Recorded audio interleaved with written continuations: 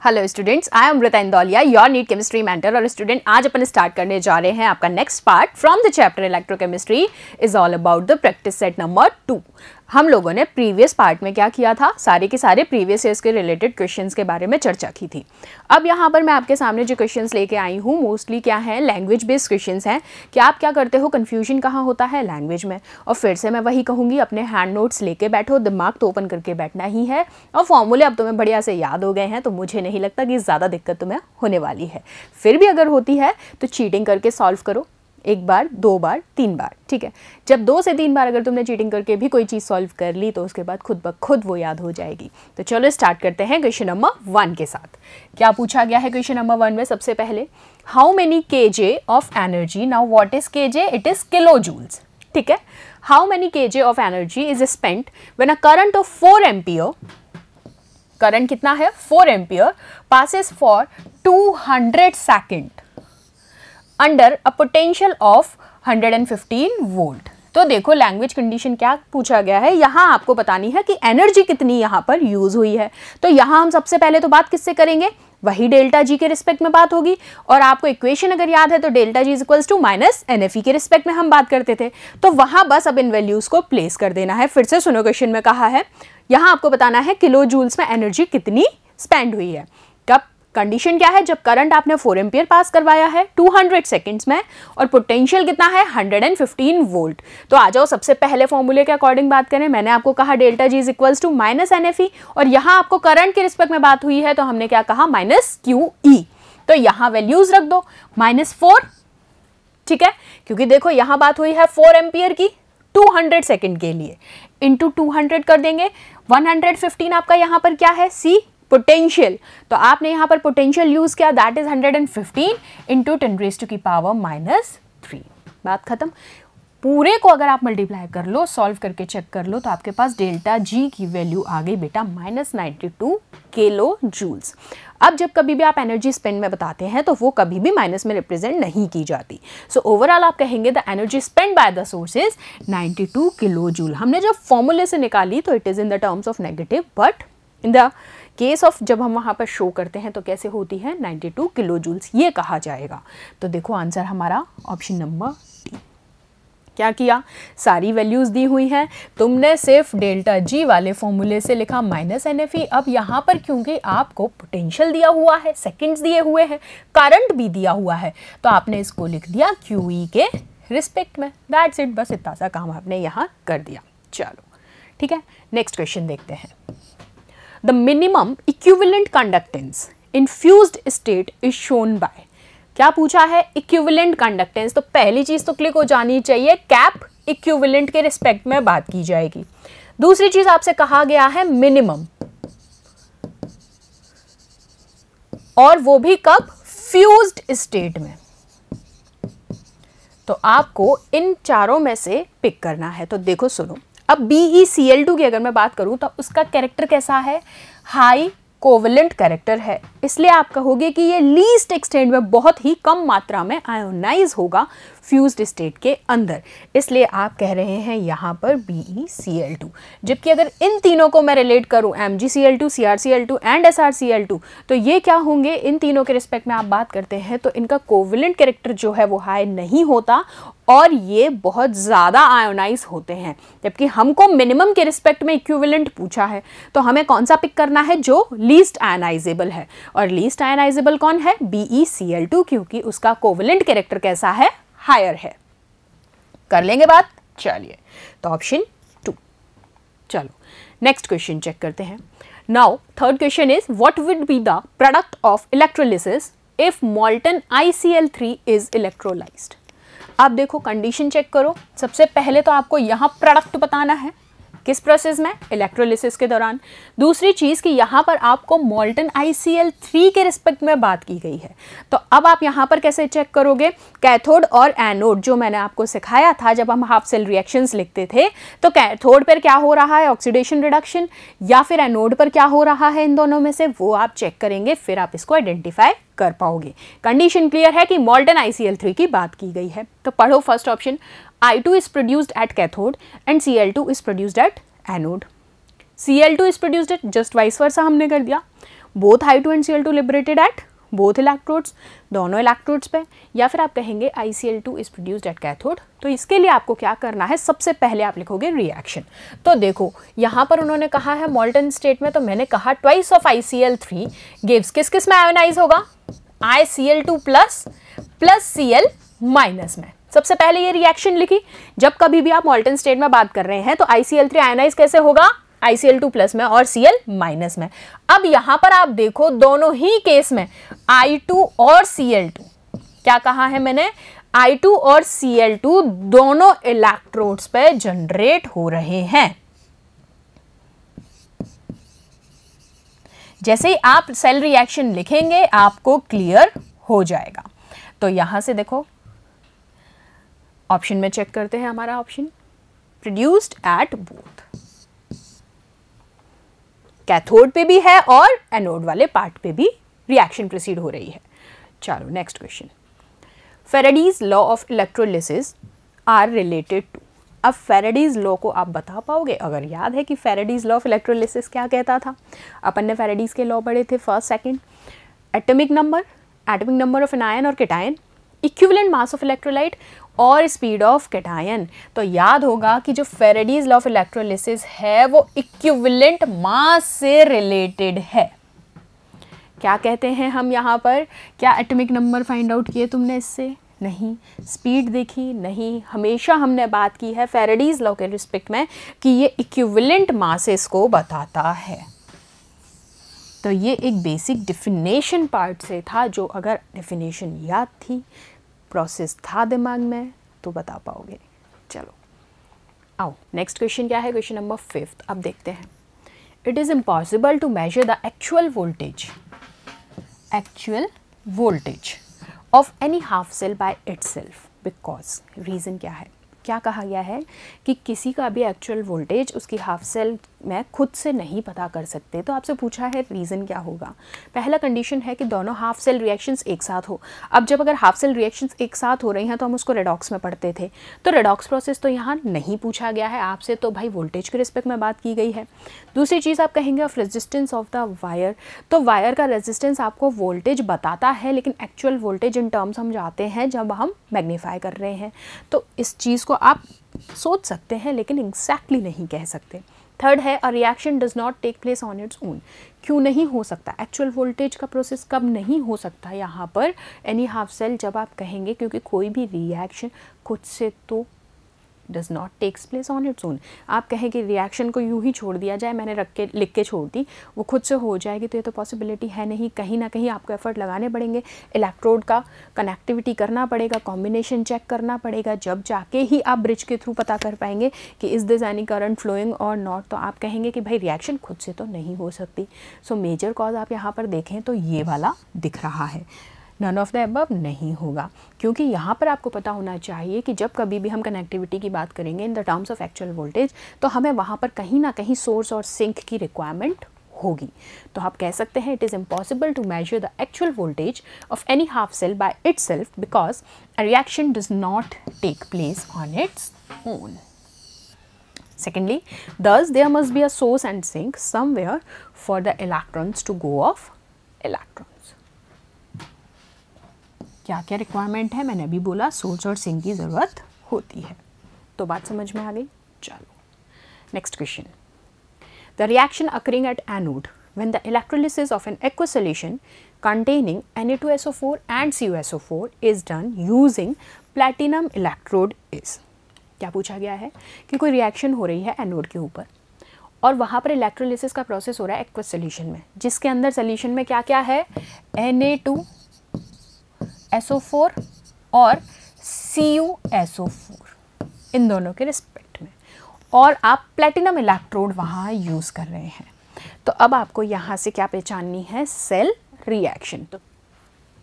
तो देखो क्या होगा, क्योंकि यहाँ पर एनोड पे क्या हो रहा है, ऑक्सीडेशन, इसका मतलब क्या है, लॉस ऑफ इलेक्ट्रॉन। और ऑक्सीडेशन की बात ऐसे याद आ जानी चाहिए, अगर लोन याद है तो काम बन गया। लोन बोले तो ऑक्सीडेशन एट एनोड, और ऑक्सीडेशन का मतलब ही क्या है, लॉस ऑफ इलेक्ट्रॉन।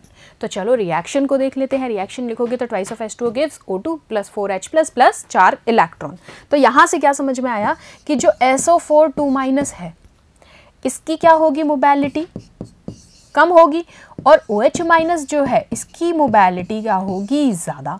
अब मोबैलिटी आप बात कर रहे हैं तो आयंस के रिस्पेक्ट में ही बात कर रहे हैं कि मोबिलिटी ऑफ आयंस यहाँ पर चेक कर रहे हैं।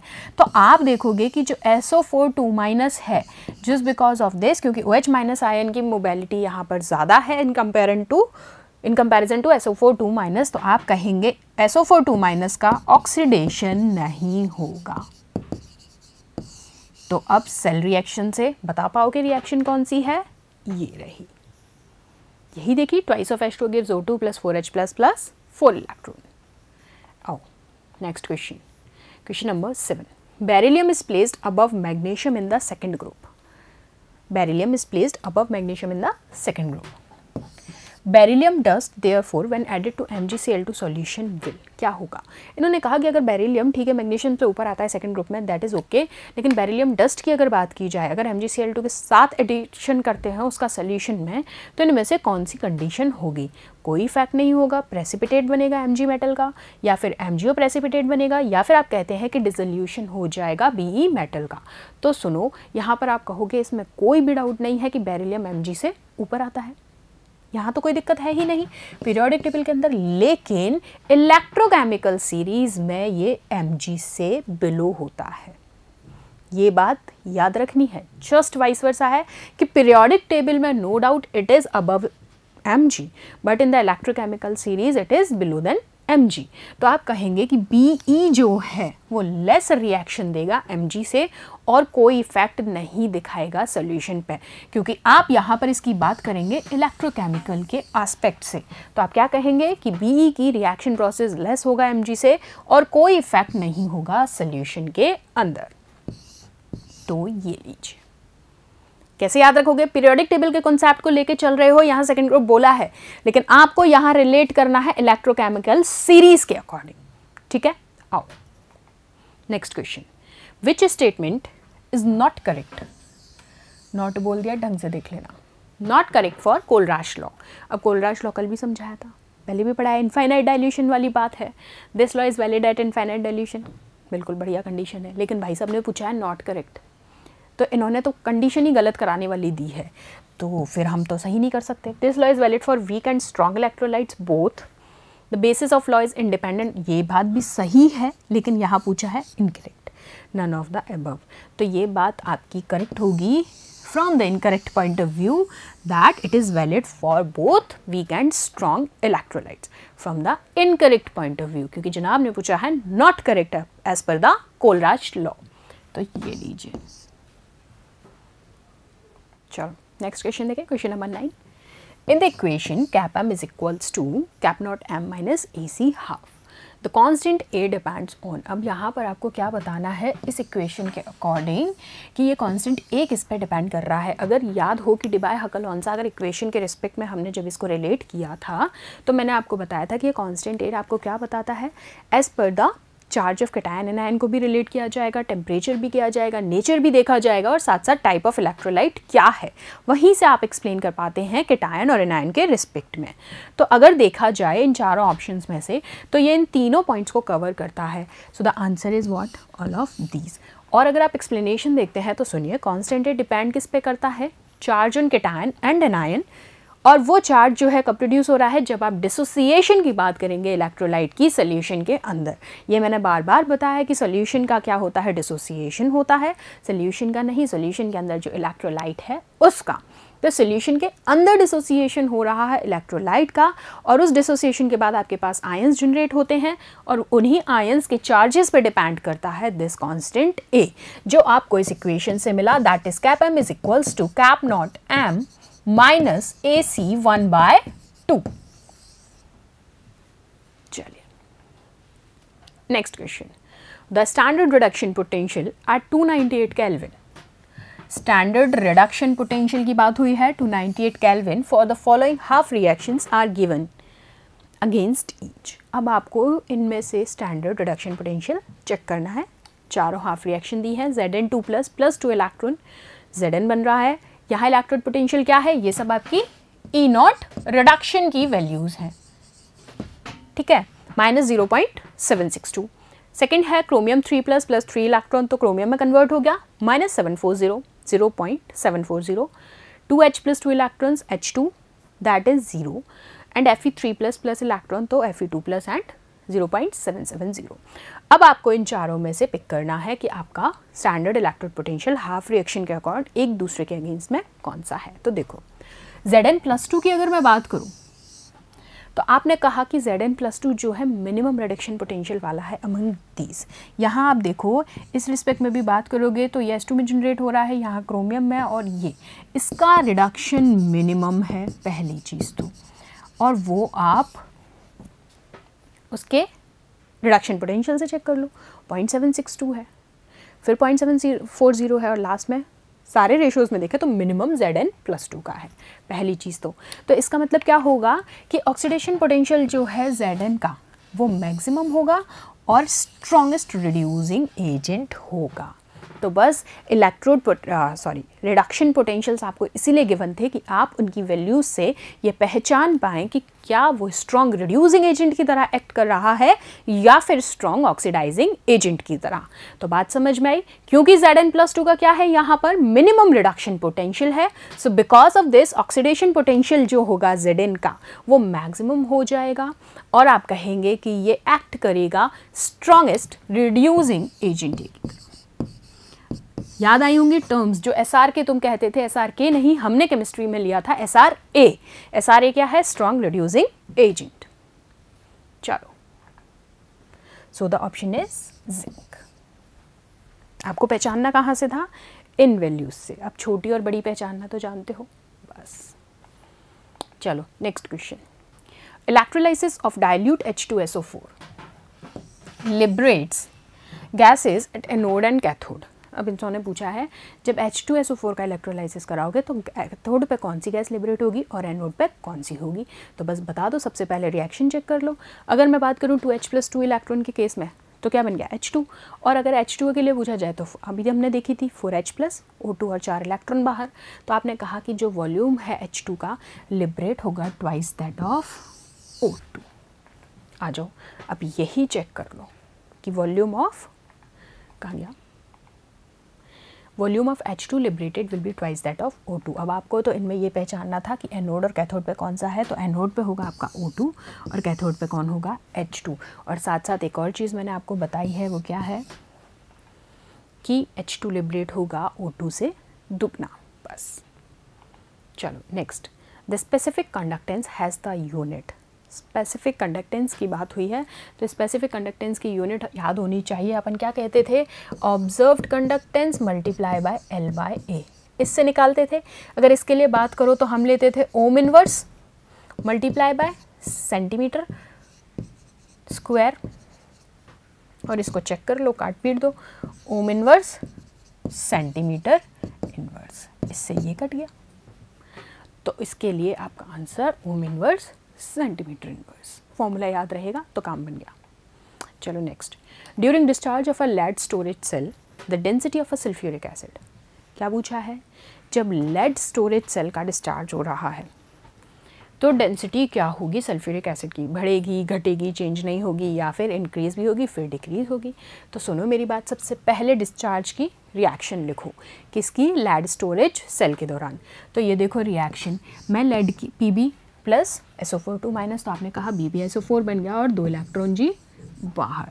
ऐसे ही अगर मैं PbO2 के रिस्पेक्ट में लिखूं तो आप लिखेंगे PbO2 4H plus SO4 minus 2 electron, whole over reaction आपने लिख डाली, कोई दिक्कत नहीं है यहाँ तक। अब एक चीज़ याद आ जानी चाहिए कि एसिड रिएक्ट करता है पॉजिटिव इलेक्ट्रोड के साथ और इलेक्ट्रॉन रिलीज करता है। याद आई बात जब मैंने ये पढ़ाया था लेड वाला सॉल्ट ब्रिज के साथ, क्या कहा था कि एसिड पॉजिटिव इलेक्ट्रोड के साथ रिएक्ट करके इलेक्ट्रॉन रिलीज करता है। तो इस प्रोसेस के अकॉर्डिंग आप कह सकते हैं कि H2SO4 कंज्यूम्ड होगा और रेजिडुअल वाटर जो है वो इवेपोरेट हो जाएगा। अब इवेपोरेट हो गया तो ओवरऑल यहाँ पर अगर डेंसिटी के रिस्पेक्ट में मैं बात करूँ तो आप कहेंगे H2SO4 की डेंसिटी जो है वो क्या होगी, डिक्रीज। और किससे पता किया? आपने पूरी की पूरी सेल रिएक्शन से इसको चेक किया। बस एक चीज़ याद आ जानी चाहिए, क्लिक करनी चाहिए कि एसिड जो है वो पॉजिटिव इलेक्ट्रोड से रिएक्ट करके इलेक्ट्रॉन्स रिलीज आउट करता है, दैट्स इट। तो H2SO4 तो हो गया कंज्यूम, और जो इवेपोरेट होगा, रेजिडुअल पार्ट जो होगा वो कौन होगा? Water. So option number B, that means density of a sulphuric acid is decreases. चलो next, the calomel electrode is reversible with respect to, पढ़ा चुकी हूँ, होपफुली याद हो तुम्हें। कैलमल इलेक्ट्रोड को हमने रिवर्सिबल किसके रिस्पेक्ट में कहा था? इन चारों के। फटाफट बता दो। हाफ सेल रिएक्शन देखो अब तो बता दो। Hg2Cl2, 2Hg and Cl। ये लो, तुम क्या करके आते हो? Hg दिमाग में चलता है, Hg रिवर्सिबल पूछा है भाई, ठीक है। चलो next question, question number 15। E0 for the reaction Fe plus Zn2 plus equals to Zn plus Fe plus 2, और इसका पोटेंशियल कितना है? 0.35 वोल्ट। अब आपको बताना है गिवन सेल के रिएक्शन के अंदर इन कंडीशंस में से फीजिबल, नॉट फीजिबल, इक्विलिब्रियम या नन। तो एक बात बताओ, अगर फीजिबल कंडीशन देखो तो कभी आपने इस तरीके से रिएक्शन को देखा है इक्वल्स टू वाले पार्ट में? तो नहीं देखा। दूसरी चीज़ अगर मैं कहूँ इक्विलिब्रियम में, तो बिल्कुल भी इक्विलिब्रियम में नहीं है, दो कर तो कट गए। अब आप बात करोगे नॉट फीजिबल, बिल्कुल, क्योंकि रिएक्शन कैसी है? इनकम्प्लीट है, आपके सामने पोटेंशियल दे भी दिया तो आपको यही नहीं पता कि गिवन सेल रिएक्शन किस रिस्पेक्ट में आप क्या पूछना चाह रहे हैं, तो रिएक्शन यहाँ पर नॉट फीजिबल होगी। चलो, since EMF of the cell is negative, that is free energy change will be positive, so cell reaction will not be feasible। अगर कंडीशन है कि नॉट फीजिबल का रीज़न भी पूछा जाए तो पता होना चाहिए क्या है कि EMF जो है सेल का वो नेगेटिव है। दूसरी चीज़ फ्री एनर्जी चेंज क्या है? वो पॉजिटिव है, सो आप कहेंगे सेल रिएक्शन फीजिबल नहीं होगी, ठीक है। आओ नेक्स्ट क्वेश्चन देखते हैं। A certain metal salt solutions is electrolyzed in series with a silver colorimeter। The weights of silver and the metal deposited are, weight भी आपको दिया हुआ है 0.5094 ग्राम एंड 0.2653 ग्राम। अब यहाँ पर आपको कैलकुलेट करनी है उस मेटल की वैलेंसी और उसका एटॉमिक वेट सिल्वर के रिस्पेक्ट में नियरली है। चलो, तो अब यहाँ पर आपको ये चेक करना है। तो देखो, सबसे पहले क्या करोगे? फॉर्मूला लिख लो पहले तो। एविडेंटली आपको पता है कि दोनों के, मैंने जस्ट क्योंकि आपको दो दे रखे हैं वेट्स, सिल्वर का और मेटल जो डिपॉजिट है, दोनों का वेट दे रखा है। आपको यहाँ पर वैलेंसी कैलकुलेट करनी है, तो वैलेंसी के लिए क्या करोगे? Equivalent weight of this upon metal. अब ये आपको गिवन है तो वैलेंसी रेशियो निकाल लो, इनको डिवाइड कर दो, तो चेक करो आपके पास आ जाएगा valency ratio, valency of metal upon valency of silver. आपके पास क्या आ गया? दैट इज 0.2 के रिस्पेक्ट में, जिसको आप कहते हैं अप्रॉक्स 2। तो देखो आंसर ये रहा। इस तरीके से करोगे चेक। तो अब बात समझ में आ गई। हम लोगों ने यहाँ पर प्रैक्टिस सेट में बहुत सारे लैंग्वेज बेस्ड क्वेश्चंस को यहाँ पर किया है कवर। अब एक बार फिर से कहूँगी, फॉर्मूला शीट को रिवाइज़ कर लो, थोड़ा सेशन को रिवाइज़ कर लो। गलती कर रहे हो तो उसे सुधार लो, और नहीं सुधारोगे तो फिर तो क्या ही कह सकते हैं, या तो मम्मी की डांट या पापा की डांट। मैम की डांट का तो फ़र्क ऐसे ही पड़ेगा, क्योंकि मैम इतना डांटेगी नहीं। चलो वो सब छोड़ो, फिर से कहूँगी पढ़ लो बेटा, कुछ नहीं रखा है इन सब बातों में। एक बार कुछ अच्छा कर जाओगे तो फिर जीवन भर मस्ती है, जीवन भर तुम अपने मन से जी पाओगे। चलो मिलते हैं नेक्स्ट सेशन में। Thank you so much.